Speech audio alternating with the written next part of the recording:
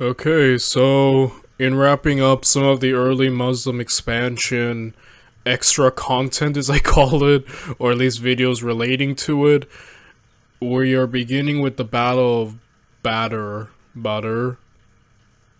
I don't know. But point is, this and the Battle of Und are unique in that they're some of the first battles fought by, the Muslims, and will feature the Prophet Muhammad, as I guess he's leading. So it'll be cool to see Muhammad and like how he fought battles and how he led. So yeah, let's get to it. Without any further ado, let's watch the Battle of Badr, Islam's first arrow, by the wonderful HistoryMarche. The expansion of the Islamic religion and culture is one of the most consequential developments in recorded history.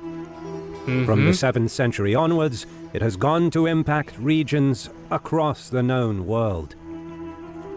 But all of the military and intellectual grandeur associated with Islamic empires that came and went over the centuries began with a battle of humble proportions, but immense consequences. In 624 AD, a fledgling group of a few hundred Muslims, under their leader Muhammad, made a stand against a powerful Quraysh tribe. In the dry, arid valley of Badr in western Arabia, the Muslims arrayed for battle, putting their faith in a man who claimed to be the prophet of a new monotheistic religion. This video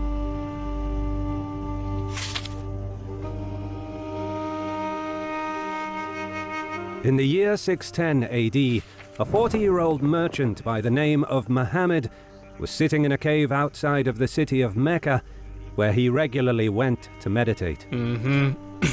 Yeah, so there are several things. A big one is that, you might have also heard that, portraying the Prophet Muhammad is a big no-no. That's something, you've heard. You can't really have a picture of his face or anything, so a lot of times he just kind of represented through, anything but a portrait, which is a unique but respectful thing, that HistoryMarche is also following. And yeah, the story is, wait, before I get there, yeah, like Islam falls under the Abrahamic religions, Judaism, Christianity, and, now Islam. Those are the big three, if you would. And, to say it's new, as he did in the beginning, I don't think is correct, at least in terms of, like, it kind of follows the same beats as in a lot of areas as the other Abrahamic religions, in terms of it's not just, there's some familiar territory is what I mean to say. If you have a knowledge of like Christianity or Judaism, I've heard that like it was more of like, how do you say, an improvement, or like the correct way of, or this is how Islam was sold in terms of following or viewing the Abrahamic, religion and idea. But there's a lot of same beats, like, for instance, like the Christian Bible is, at least the first 5 books of it, or the Torah, so like there's overlap is all I'm saying, Obviously there are differences with Islam and Christianity, but there are why can't I say this word? They're familiar in some areas. It's not like a completely new, well, I mean it is, but it follows some same beats. I don't think I'm saying this correctly, but you know what I mean. I'm not eloquent with my words, unfortunately, but yeah.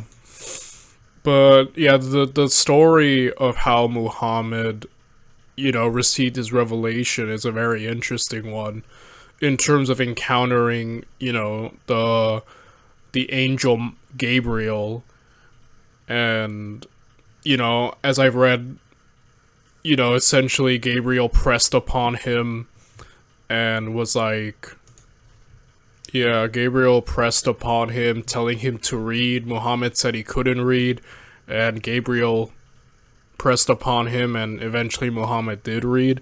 That's the abridged version I just told you right now. You definitely can read it on your own.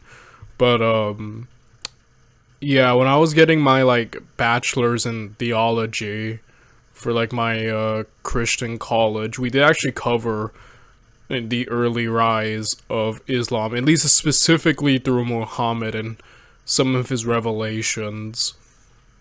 So, yeah, definitely there's a lot of interesting things in regards to Muhammad and, his early rise there. There, it was said that the angel Gabriel came to him and proclaimed that he had been chosen as a messenger of God. Muhammad hailed from the Banu Hashim clan and was a member of a family that had produced numerous tribal chiefs for the most powerful tribe in Mecca, the Quraysh. The tribe sourced their power from the control they had over trade on the western coast of Arabia, but the reach of their merchants extended far beyond the Arabian Peninsula into the Levant and Mesopotamia. Muhammad himself partook in the trade between the Indian Ocean and the Mediterranean and became known as the Trustworthy for his honesty and impartial resolution of disputes. Soon after receiving his revelations, Muhammad began preaching the message of Islam to the citizens of Mecca. At first, his monotheistic message was disregarded by many of the Quraysh, some of whom ignored and mocked his preaching. Nevertheless, a small number of converts joined his cause, and Muhammad focused his efforts on building a small community with strong spiritual bonds. He stressed the need for a moral responsibility of man towards his Creator. He vividly described the Day of Judgment and spoke against the idols worshipped by the pagan Meccans, claiming that their fathers died in disbelief and faced perdition. As his message drew more converts, he and his followers were perceived as a threat by the local tribal leaders and rulers of Mecca. This was when the Quraysh opposition arose against the Prophet, who profited significantly from the annual pilgrimage to the Kaaba and feared they would be overthrown by Muhammad. Trying to stop his preaching, some of the high-ranking Quraysh leaders tried bribing him by offering a higher position in the tribal structure and an advantageous marriage. But Muhammad refused. This created a permanent rift between his Islamic faction and the Quraysh tribe. Consequently, his followers faced persecution. Some were exiled, while others faced torture. Several attempts were made on Muhammad's life. At this time, however, Muhammad's uncle, Abu Talib, was the leader of the Banu Hashim clan, and he was able to offer protection to his nephew, much to the dissatisfaction of other Quraysh leaders. But despite Abu's best efforts, the nascent Muslim community faced further violence. And in 615, Muhammad arranged for some of his followers to seek shelter in the kingdom of Aksum and found a small colony from where they could conduct trade under the protection of the Christian king, al-Nagashi. However, things worsened 4 years later, in 619, when Abu Talib died, and with him went the protection he had offered to Muhammad. Now, at the whim of the Quraysh, the Prophet and his followers suffered violent prejudice and persecution. But by now, word had spread beyond Mecca of the coming of a prophet. To the north, the tribes of the city of Yathrib invited a delegation of Muslims to teach them the instructions of Islam. They then pledged their allegiance and had sworn to accept Muhammad as a prophet, bound in worship to none but one God, thereby becoming known as the Ansar, meaning the helpers. Encouraged by the spreading of his message, Muhammad told his followers to seek shelter in Yathrib. Fleeing persecution in Mecca, the Muslims suffered at the hands of the Quraysh, who seized their property. This event became known as the Hijra, meaning the migration.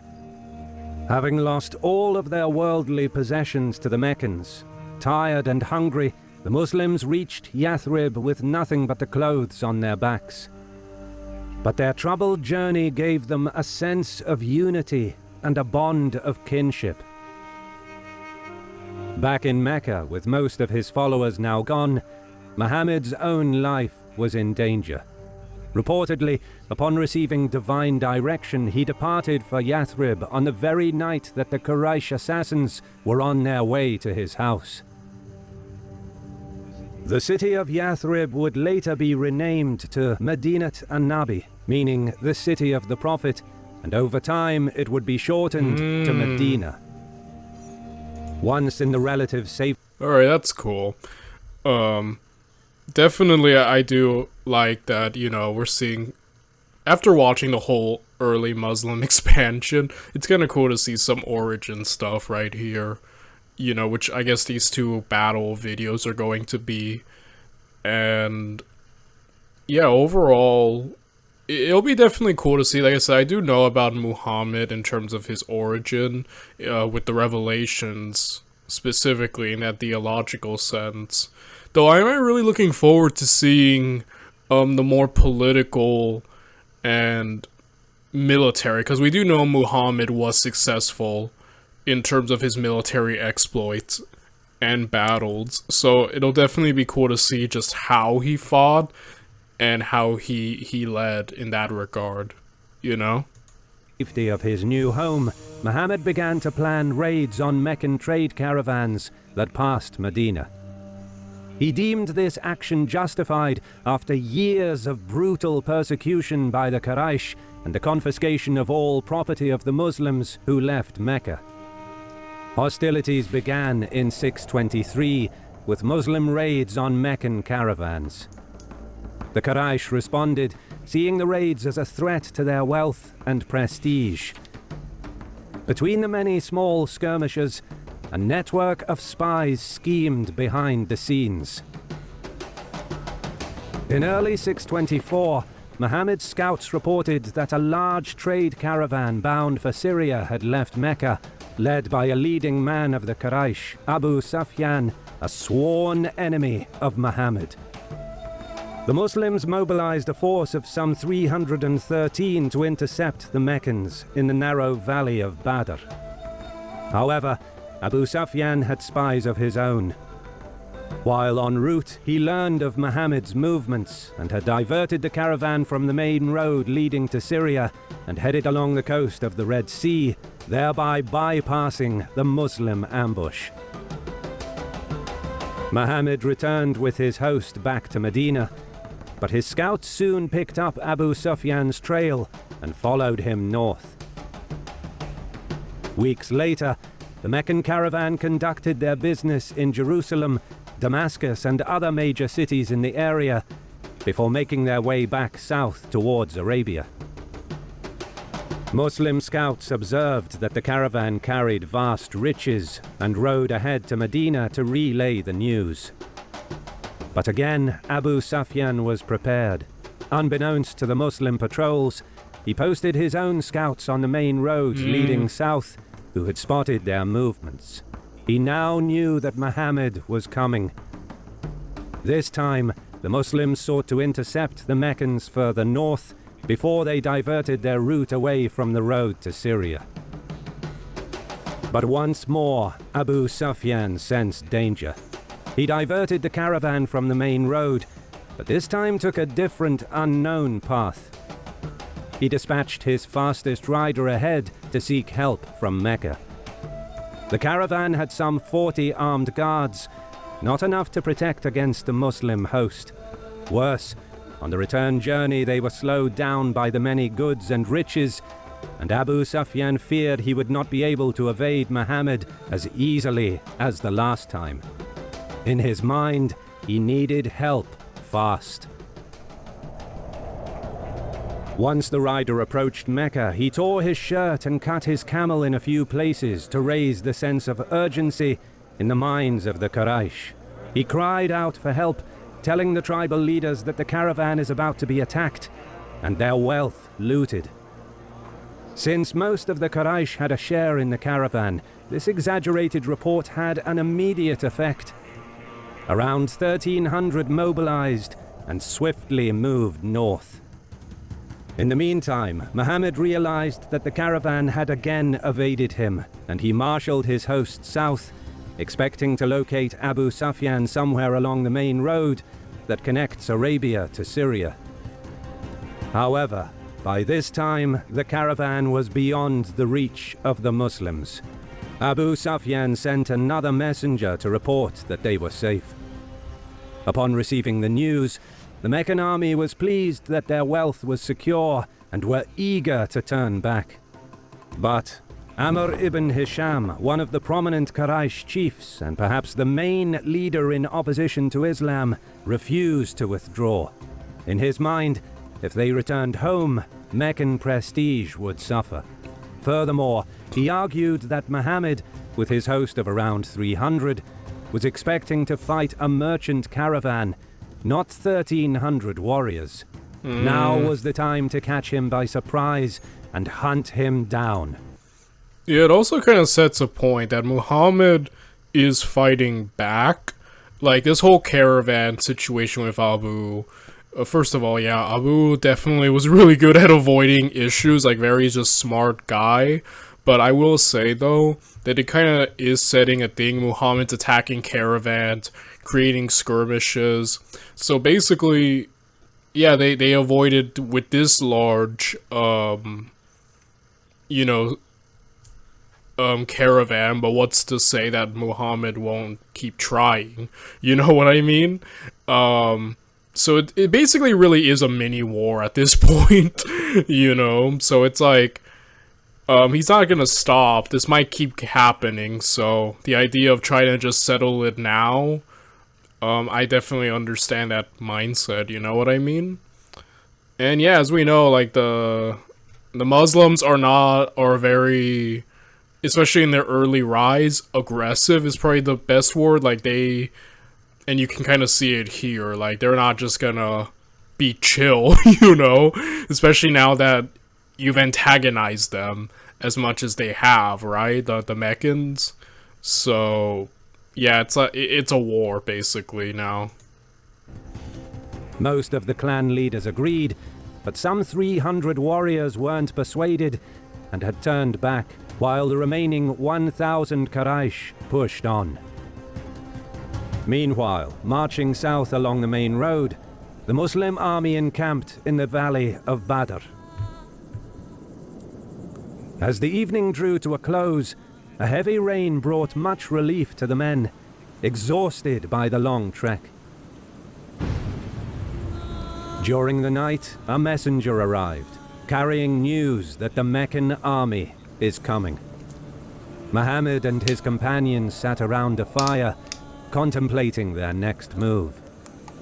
With the Prophet were his top lieutenants, including Hamza and future caliphs Abu Bakr, Umar, and Ali. He saw the worry on their... Cool to see these familiar names. Like I said, it's really cool, you know, kind of just seeing things and being fully recognized, like, oh, I know all you guys. I know all of you, yeah. So, yes. Their faces. But then, Miqdad, one of the Meccan companions, spoke, urging Muhammad to follow what Allah commands, pledging he will fight alongside the Prophet. Sa'd, a leader from Medina, exclaimed that he would follow Muhammad even into the depths of the sea. Heck yeah, Sa'd. The Prophet then uttered to his companions, I can see the death of those disbelievers. The next day, Muslims were ready to sacrifice their lives for Islam. At first light, as the rain subsided, the Meccans began deploying for battle. Water bearers were sent to replenish the water supplies. Little did they know that the Muslims had filled in all of the wells close to the Quraysh camp. This clever move by Muhammad had created a logistical dilemma for Hisham. Without a source of water in the hot Arabian sun, the Meccan army either had to retreat or force a battle.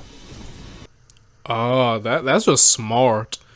So yeah, we've seen, especially like in the early Muslim expansion, certain points where water supplies such as rivers or whatnot were blocked, creating a sense of desperation in the enemy because they want to get that water, especially in the freaking hot like places like Arabia, right? Like,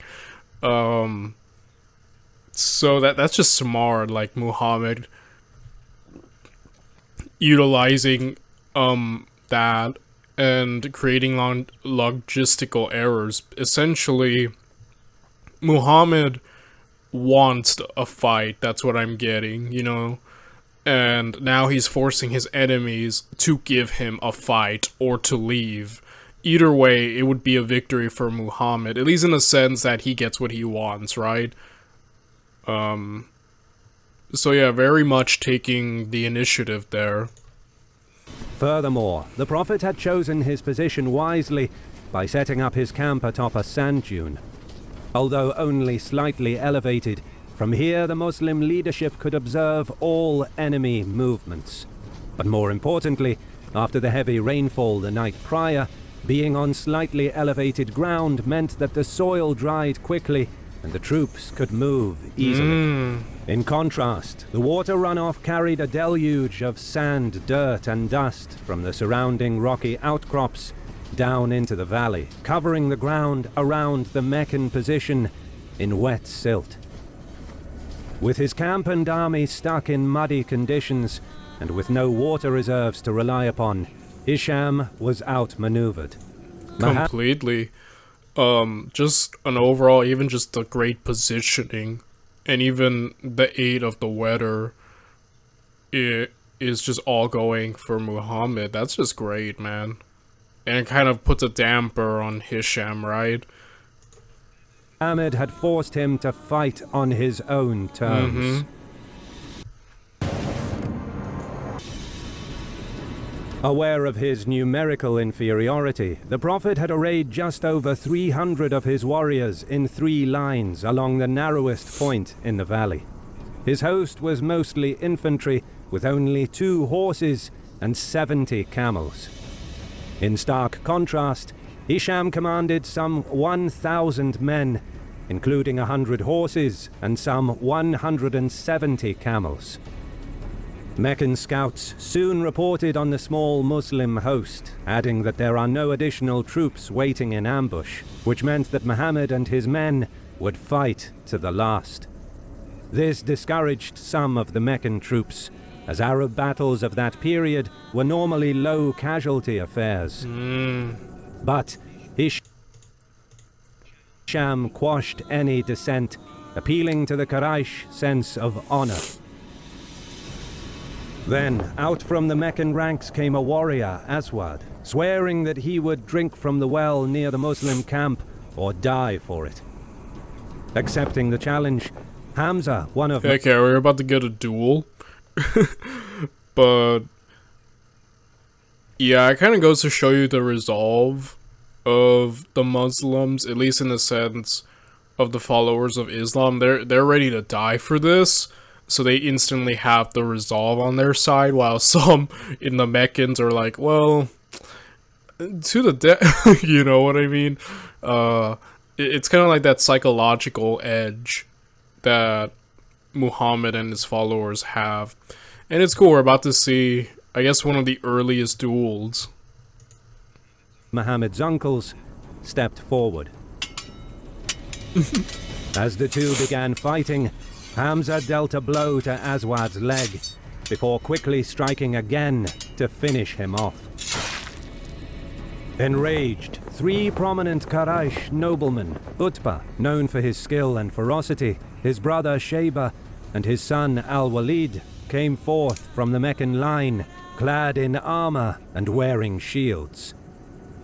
On the Muslim side, 3 Ansar from Medina answered the challenge. Alright, this is interesting. You know, like I did say when we were watching the early Muslim expansion just how you know, the Muslims never lost duels. They were just too good at fighting. And yeah, so far, I would imagine Muhammad's side might pull off the upset once again, but I guess we'll see. But the Quraysh refused to fight them. Their quarrel was not with them, they said, but with the Muhajirun, the first converts to Islam. They wanted to fight Muhammad's kin and his closest advisors. Muhammad's uncle Hamza stepped out once more. So did his cousins Ubaidah and Ali. With his first thrust, Ali cut down Al-Walid. Seconds later, Hamza got the best of Shayba. However, Ubaidah was mortally wounded in the duel, his leg severed at the knee. But before Utbah could deal the killing blow on the Muslim champion, Hamza charged and struck him across the neck. Ali and Hamza then dragged their kinsman back to the Muslim line, where he drew his last breath. Dang. Angered with the poor showing in the duels, Hisham decided to put the Meccan strength in numbers to use by advancing on the Muslim line. Muhammad stood in the front ranks with the men, surrounded by his closest companions. The first Muslim line lowered their spears and shields, forming a phalanx-like formation. The first Meccan wave was the fiercest. Quraysh cavalry attempted to break through the flanks, while Muhammad's outnumbered center gave ground. But they managed to absorb the shock of the Quraysh charge, and the Prophet sent reinforcements to the flanks to prevent a possible breakthrough. As the stalemate dragged on, exhaustion took hold, and a brief lull in the fighting offered respite to the two armies. Knowing he outnumbered the Muslims 3-1, Hisham ordered the Meccans forward for a second time, eager to grind down Muhammad's host. Despite being aware that they cannot win a battle of attrition against an enemy 3 times their number, the Muslims closed rank and fought on with determination. In the narrow pass between the towering ridges on each side, this time Muhammad's line held firm, and yet again the momentum of the Meccan assault was exhausted. The lull in the fighting allowed the Meccans to regroup, while the fresh Muslim troops from the second and third line moved up to replace their fallen comrades in the front. Then came the third Quraysh assault. In the frantic struggle, exhausted men struggled to stay on their feet. The fighting swayed back and forth as warriors fell to swords and spears. But the Muslims held the enemy at bay. Despite possessing cavalry and a larger and better armed force, the Meccans were turned back yet again. Sensing that the enemy's will to fight was broken, Muhammad signaled to his faithful to ready their arms and charge the Meccans. Unable to break nor match the determination of the Muslims, Hisham's men routed. During the pursuit, most of the Meccans managed to flee, while some were captured. Okay, yeah, so the Meccans, I mentioned earlier, it's the resolve. They didn't have the same resolve that the Muslims did, despite having the numerical superiority, and probably they could have worn down the Muhammad and his followers just by sheer numbers, but it really comes down to the psychological aspects. They weren't in it till the very last man, you know. Muhammad and his followers were like, we will die to the last man for this. The Meccans didn't have that kind of fervor for their cause, so that kind of goes to show you the importance of, like, you know, at least the psychological resolve that you need for something like this. Because I think they probably could have succeeded if they just kept going, at least like wearing down Muhammad. But again, like they just didn't have that resolve. Meanwhile, Muhammad was ready to go to fight till the very last man for this, and that's why he won. But it also does help just like they just had more heart and determination, you know? The symbolic end to the encounter came when Hisham's head was brought before the Prophet, who gazed upon his former pagan enemy and said, "This is the Pharaoh of this nation." While a single battle did not earn Muhammad a reputation of a conqueror, this was his first major victory.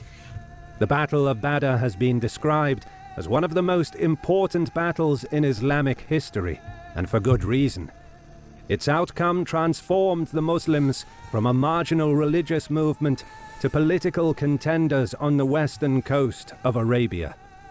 Muhammad's position and authority was solidified in Medina, giving him the wherewithal to undermine his opponents within the city-state. At the same time, the power and influence of the Quraysh of Mecca was significantly reduced. But Abu Sufyan would continue the fight against Islam, and the Battle of Badr would be the start of a 6-year-long war between the Muslims and the Quraysh. Big thanks to Hikmah History for doing the research and writing for this video. If you want to learn more about the history of the Islamic world, go check out his channel and give him the credit that he deserves. Link is in the description. Thank you so much for watching. The story of the Battle of Badr has been passed down in Islamic history throughout the centuries before being combined in the multiple biographies of Muhammad that exist today. It is mentioned in the Quran, and all knowledge of the battle comes from traditional Islamic accounts recorded and compiled sometime after the battle. The Battle of Badr was extremely influential in the rise of two men who would determine the course of Arabian history in the next century. The first was Muhammad, who was transformed overnight from a Meccan outcast into the leader of a new community and city-state at Medina. The death of Ammar, as well as many other Quraysh nobles, gave Abu the opportunity, almost by default, to become chief of the Quraysh. Alright, so that's pretty awesome to see Muhammad's first battle and just how that went. And tomorrow I guess we're going to be seeing another battle from Muhammad, so stay tuned for that.